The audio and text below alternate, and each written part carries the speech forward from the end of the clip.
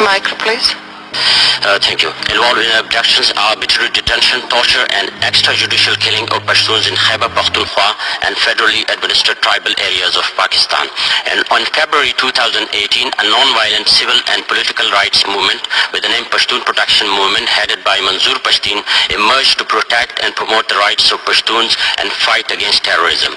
This movement exposed the propaganda of Pakistani military establishment on so-called war on terror.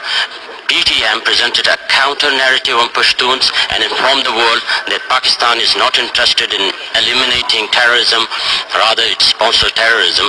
Instead of restoring order, she is bent upon abducting, torturing and killing innocent Pashtuns. According to PTM, after 9/11 in the so-called war on terror, about 75,000 innocent Pashtuns have been killed, 32,000 are missing and 2.5 million have been internally displaced during several periods.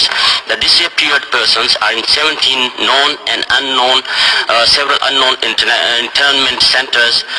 These disappeared persons where they are humiliated and tortured. Most of them are suffering from psychological and mental problems. Independent observers believe that most of the missing persons have been killed and dumped in mass graves.